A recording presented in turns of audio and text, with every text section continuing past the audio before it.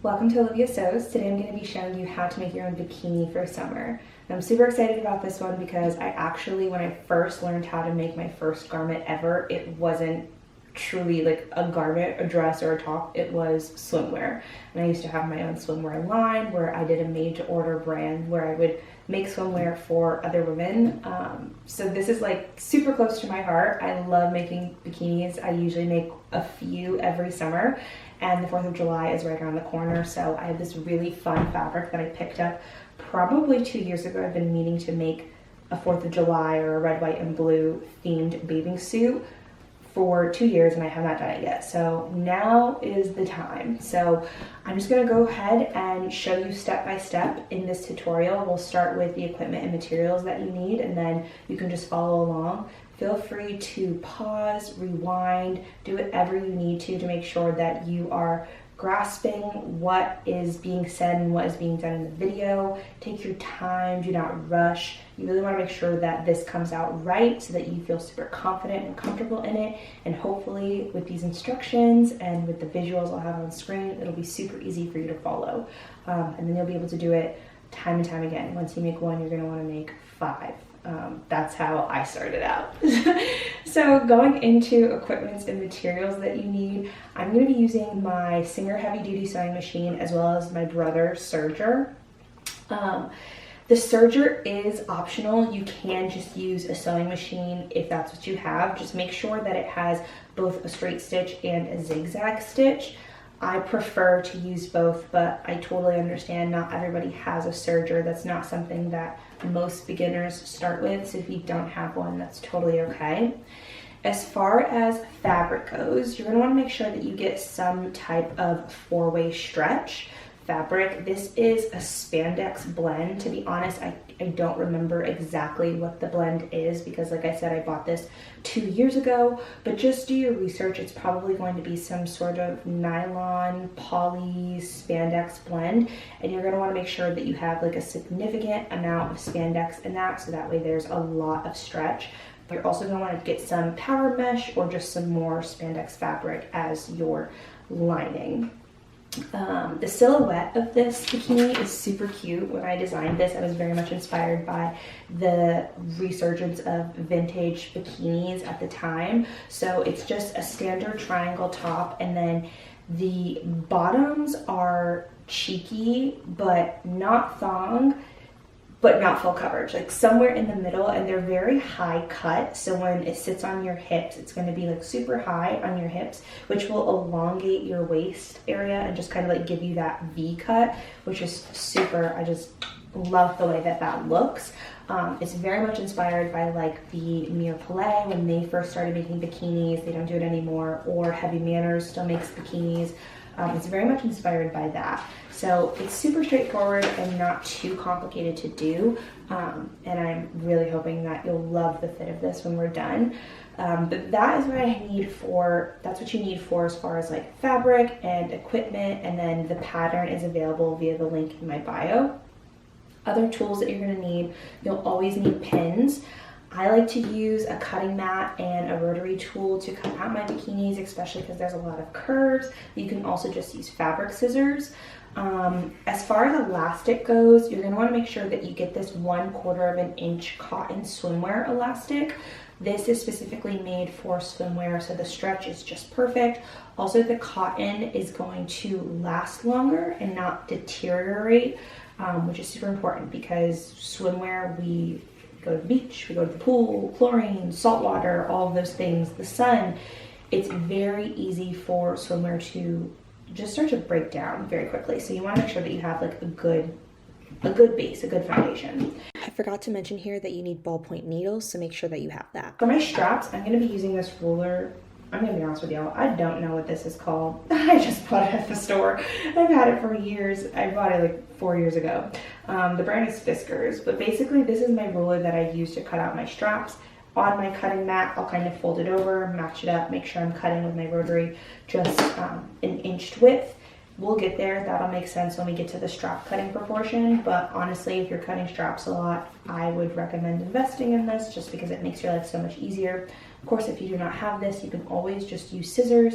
Also make sure that you have a loop turner. That'll be super important when it comes to making the straps. So yeah, I think that's everything that we need to get started. Measuring tape, thread that matches your bikini. I'm doing this blue thread because I think it'll look really good on the fabric that I got. If you are using a serger, make sure you have cones where you're comfortable. The cone thread that you have matches in some sort of way to the bikini that you're doing. So whether that's white, black, some sort of neutral shade, or whatever color you want the thread to be, go ahead, have fun with it. But I prefer to do something more neutral.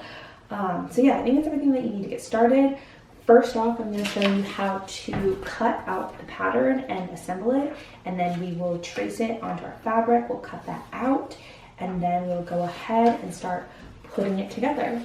Step will be printing out and assembling your pattern. When you print it out, it should look something like this. I do have instructions in the pattern itself, but just make sure that you're doing it so that it's at 100% or actual size. A good way to know if you've printed this out on as the right size would be to print just the first page and then take a ruler or measuring tape and follow the guide right here just to make sure that this bar is exactly 3 inches, or on the other side I also have it in centimeters for you. It's going to be super important that you print this out in the right size, because if you don't, then all of your measurements will be off. And if you are having any trouble with the way that it is printing on the paper, say like it's off the edge or like something isn't lining up, you can always try to adjust the orientation, which is usually what I find is causing the issue. So instead of doing portrait or landscape, you can just click auto and it'll center it in the middle of the page. So when you're organizing these, once you've printed them out, what you're going to do is you're going to go from left to right. It'll increase by number, and from top to bottom, it'll increase alphabetically. So if you look at the little page markers that I have right here, you can basically take that as the page number and start to line them up following the rules that I just gave you. So this is going to be a little bit too wide for me to show the entire thing right here, because this goes all the way out to A6.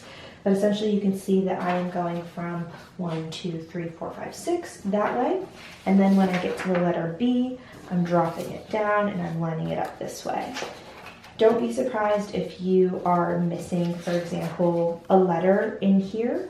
Sometimes if the page is blank, then it'll just not show.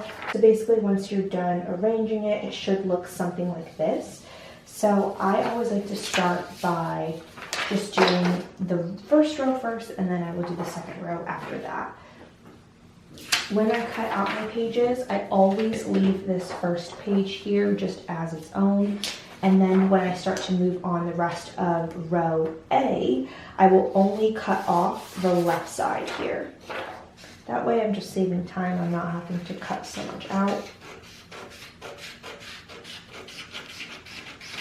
I did leave markers on this page, so once you've cut out your pages, you're going to line it up by the dotted lines there, and then also these markers will help to make sure that it's just exactly angled the way that it's supposed to be.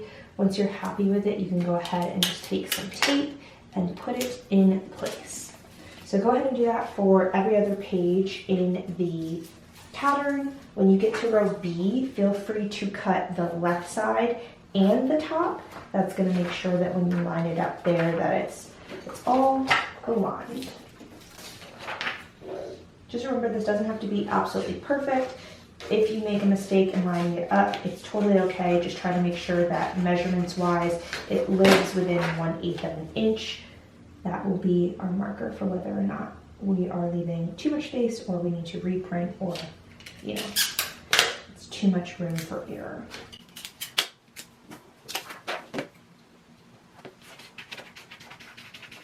So now that we have all of our pattern pieces assembled, it is time to actually cut them out on the fabric.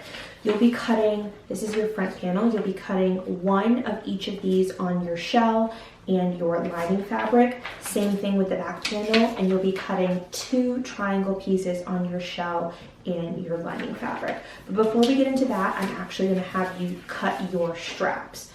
You're going to want to cut 2 straps that are 72 inches in length and 1 inch wide. I'm using my rotary cutter and my cutting mat here, and what I'm doing is I'm folding my fabric over a few times, and then I'm going to lay this flat ruler on top of it and just cut it super straight with the rotary cutter. Of course, if you don't have that, you can always use scissors as well. Just make sure that you're cutting two.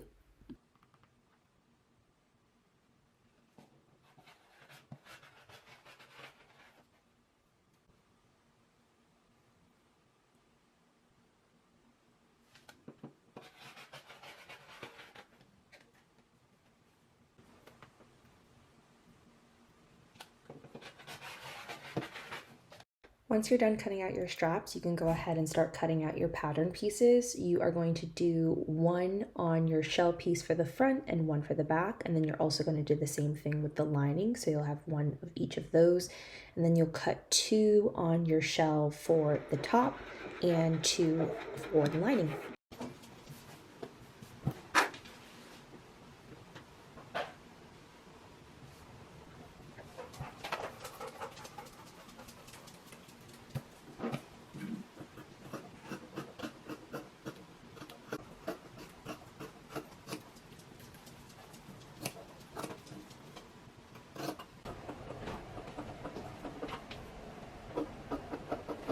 When you're done, you should have 4 pieces for your top, 2 pieces for your back panel, and 2 pieces for your front panel. And there'll be a lining and a shell piece for each. And then you'll also have your straps. There should be 2 straps. We're going to just make 2 straps, and then we'll cut one in half for your top piece. So now that we have everything cut out, we're going to go ahead and start to assemble the bikini. So on the materials pages of your pattern, I've already provided what the measurements should be for your elastic pieces. You're going to be cutting one that's going to go all the way around the waist, and then you're going to be cutting 2, one for each of the legs as well. So when you're done, you should have 3 pieces of elastic for your bottoms total. And then for your top, you're going to want to have 2 pieces of elastic that are 72 inches long each. And then you're going to want 4 pieces of elastic that are around 5 to 6 inches long each as well. Now that we have all of our elastic pieces cut out and our fabric pieces cut out, we're going to prep the elastic by sewing the edges together. So basically you're just going to match up the corners there and use your 1/2 inch seam allowance to just go over this. Now, I highly recommend going over this multiple times because you do not want this bathing suit to be falling apart on you. So I turn my width and my length all the way down. I'm doing a straight stitch. My tension is at about a 3.5, and I'm just making sure that I will go over this multiple times, back stitch over it multiple times, just so that it's super, super secure.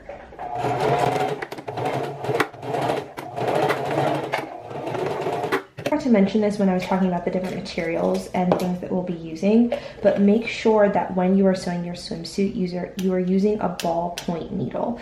Ballpoint needles work best when you're using anything that has elasticity or stretch, just to make sure that the needle doesn't get caught. It's super, super important that you're using these as you sew your swimsuit. So now that I've gone over this a couple of times and I'm happy with how secure it looks, I'm going to go ahead and just kind of cut off the excess there and cut off the excess of the threads. And I'll do the same exact thing for the other 2 pieces that go to the bottoms. Also make sure that when you're putting it together that your elastic is not getting twisted.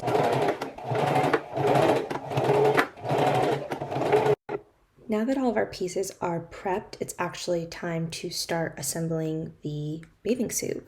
So what you're going to do is you are going to take your 2 shell pieces, your front and your back, and you're going to place them right sides together.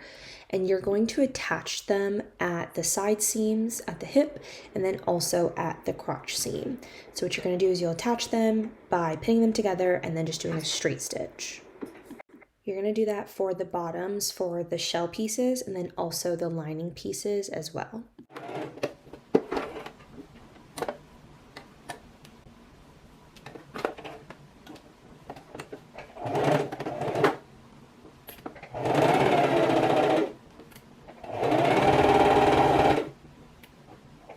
Now we're going to pin the top triangle pieces. So what you're going to want to do is place your triangle pieces right sides together, and you'll go along the edge and pin them all around except for the bottom edge. So it's just going to be on two of the sides, the right and the left, that you're going to pin. And then when it comes to your bottoms, you're actually going to also pin them together. You want to place them with the wrong sides facing each other so that the seams are tucked into the swimsuit, and you'll just place the lining outside of your shell piece. Now, when you start pinning together your bottoms, you're going to want to make sure that your seams are lined up. So how I like to do it is I'll go to the side seams and just really make sure that those lines are perfectly aligned, and then I will place my pin right in those seams there. So I do that for both of the side seams as well as the crotch seam on both the top and the bottom. Once my seams are pinned, I'll then go around and pin the rest of the shell and the lining together, and then I'm going to go ahead and mark a couple of points on my elastic.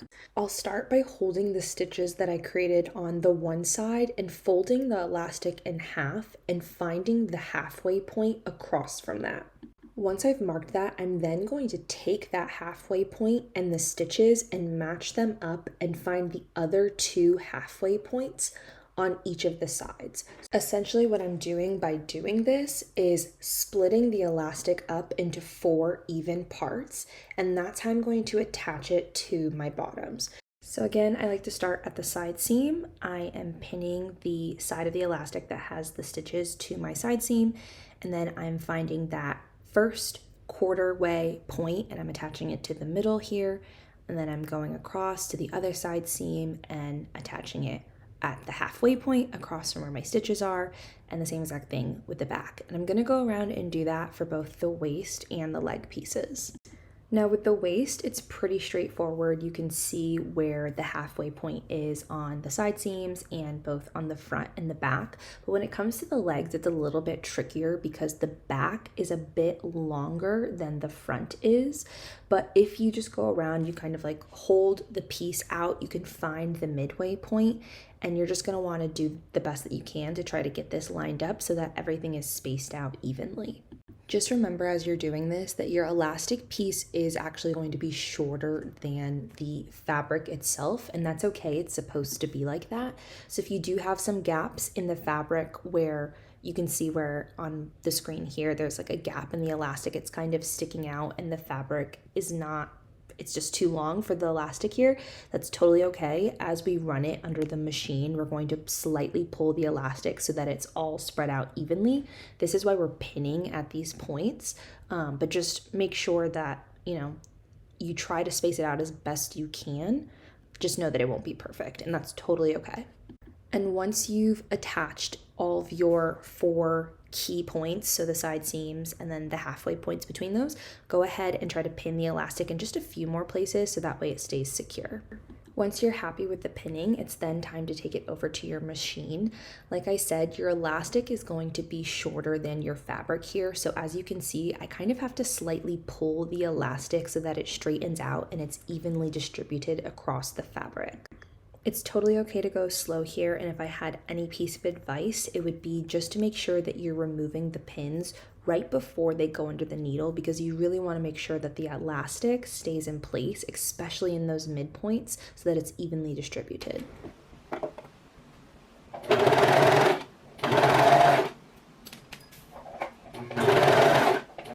Now I forgot to mention here that I'm using my serger. If you don't have a serger, you can use a zigzag stitch at this part.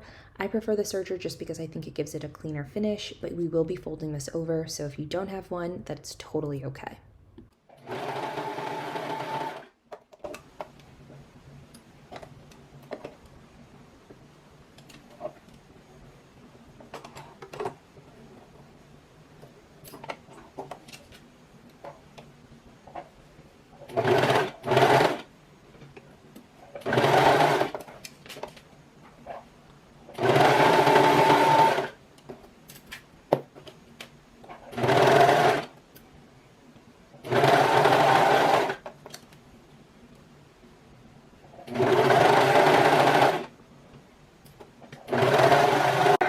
once you've finished attaching your elastic to your bottom piece, it's now time to attach your elastic to your straps.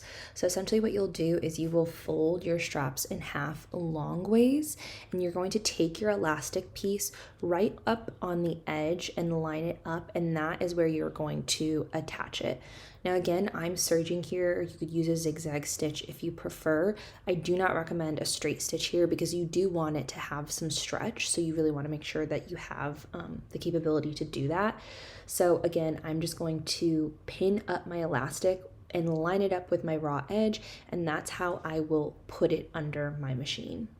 Now, when you're attaching your elastic to your straps, you do not need to pull the elastic like you'd had to for your bottoms.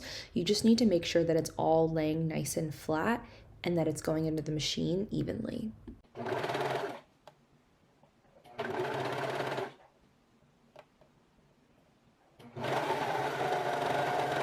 Once you're done attaching your elastic to your straps, you're going to take your loop turner and stick it all the way through the inside of the channel that you just made. And then you're going to catch it on the other side of your elastic strap that you just created. I'm using a straw. I'm just kind of like poking this in on the other end and putting my loop turner through it. That way when I pull my strap through, it doesn't get caught on anything. The little straw just helps to make sure that it all kind of flows evenly. But like I said, I'm just going to put my loop turner in, and I am going to grab the other end and then start to pull it inside out.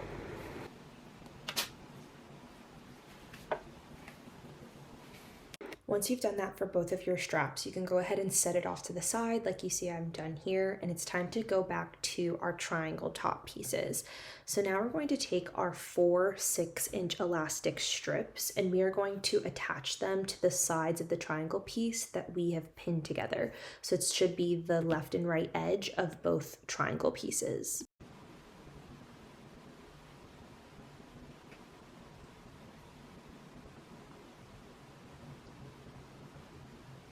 Once we've pinned those elastic pieces to our triangle pieces, it's time to take it to our sewing machine where we're going to do a zigzag stitch to attach it.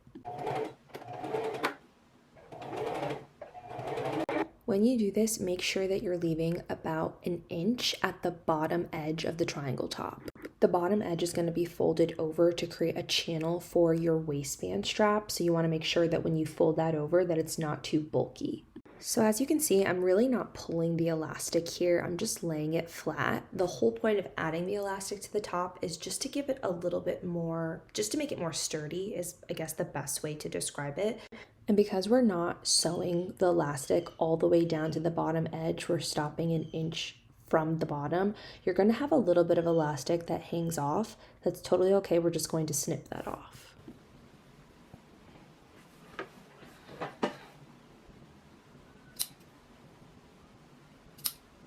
Now it's time to attach your top straps to your triangle pieces. So you're going to take one of the straps that you made and fold it in half evenly and cut right in the middle. Once you've done that, you're going to feed one of the straps through one of your triangle pieces just so that it pokes out the top opening here. Once it's through the opening, you can go ahead and pin it in place, and you're going to do the exact same thing on the other piece.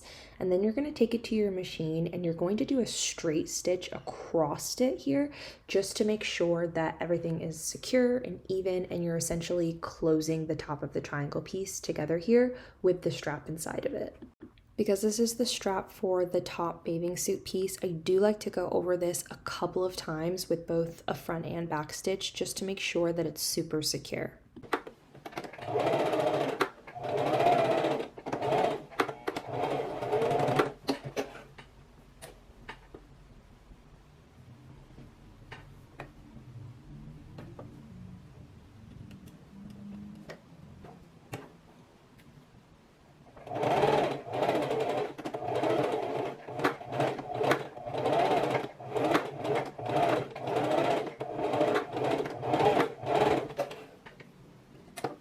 Once you've attached both straps to your triangle pieces, you can go ahead and flip them inside out.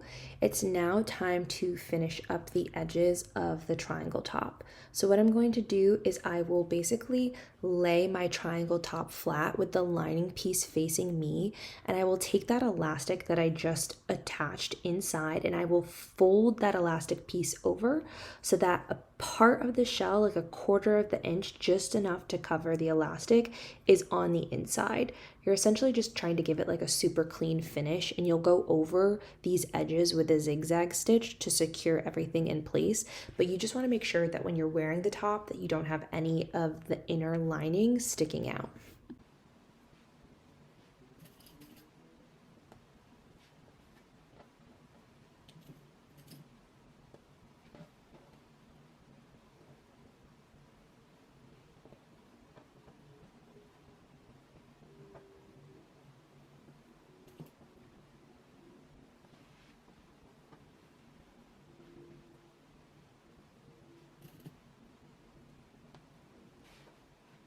Once you've pinned it all in place, you can go ahead and take it to your sewing machine and do a zigzag stitch.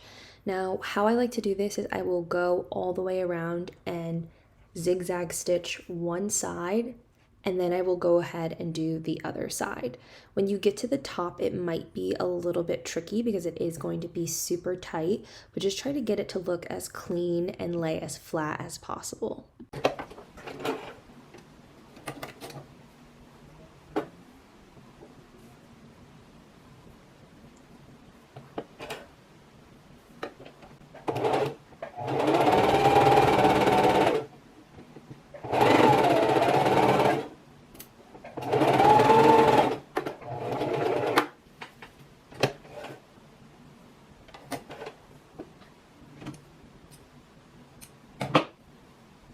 So for example, right here, I did the two edges, but even up at the top by the strap, it wasn't laying all the way flat. So I just went over it again with a couple of more zigzag stitches to make sure that it's all looking super clean. Now we're going to do a similar technique to finish up the bottoms. Essentially, you are going to take the elastic with the wrong side of the bottoms facing you, and you're going to fold it over twice. Once you've folded it over twice, you're going to take it to your machine with a zigzag stitch, and you're just going to run it under your machine, and this will make sure that it all looks super clean and it's going to look super professional when you're done. Ideally, you don't want any of that elastic showing, whether it's on the inside, obviously definitely not on the outside of the bathing suit, so this is just going to give it a super clean finish. Once that's done, you're actually done with the bottoms and it's time to finish up the top. So what I'm going to do is I will take each of the triangle pieces and I'm finishing off the bottom edge here with my serger. Now, of course, you can use a zigzag stitch on your sewing machine if you prefer, but I'm just doing a zigzag stitch here.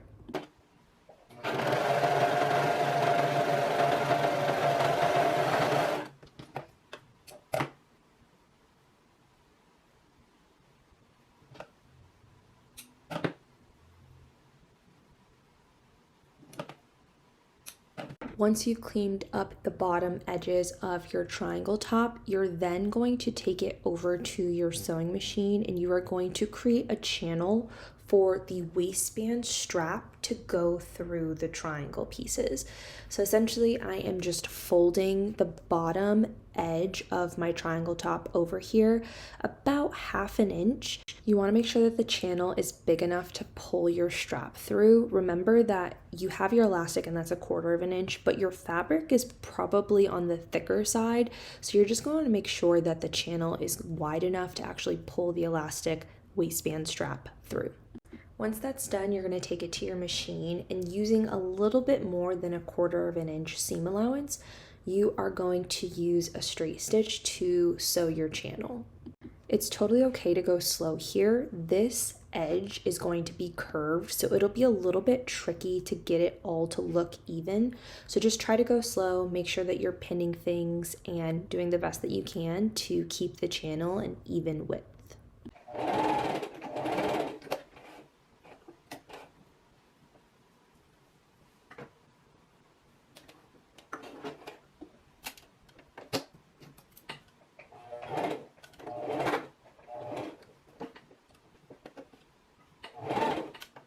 If it's helpful, you can also pull the bottom edge so that everything is going under the needle as flat and as straight as possible. Once you're done, you can take your loop turner and feed it through both of the channels that you just created on your triangle pieces. And then you're going to attach your waistband strap to the loop turner and use the loop turner to pull it through both of those channels.